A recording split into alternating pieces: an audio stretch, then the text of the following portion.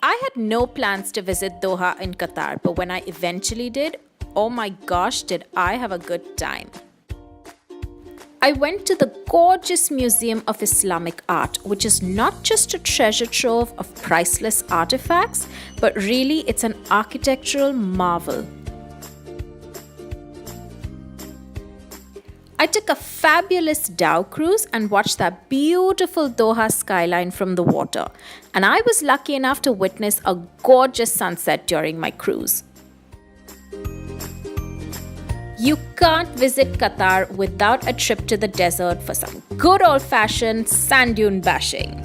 Oh, this is so cool. I really had my doubts about this. I wasn't sure. Actually, I still do because I feel like the worst is yet to come.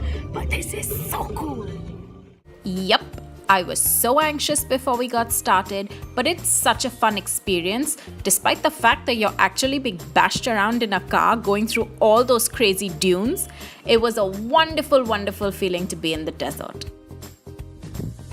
So I am midway through my little desert safari. I was quite excited with that. I wasn't anticipating that, and now I'm in the middle of nowhere, which is great.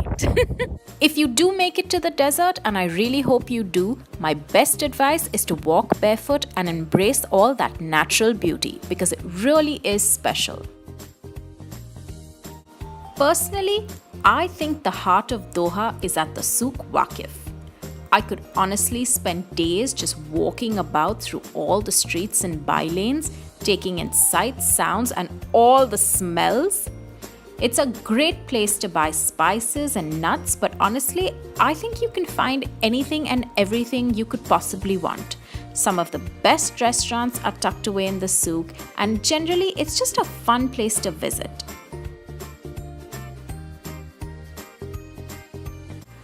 I thought I was taking another trip into the desert because we were driving for a while and just through all sand, but eventually ended up at a beautiful river to indulge in the most calming, peaceful, and beautiful kayaking experience I have ever had.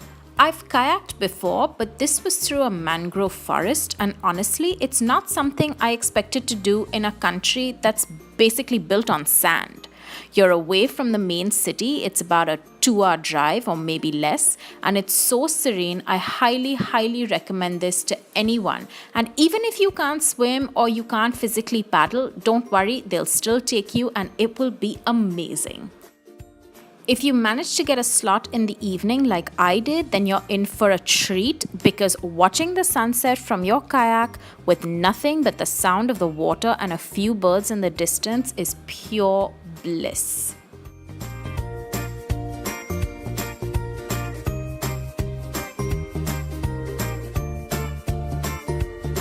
Doha is home to some pretty phenomenal food, but the very best is this traditional Qatari breakfast I had at a popular restaurant at the Souq run by this adorable lady who actually speaks a smattering of Hindi. It was probably my best meal from my entire trip.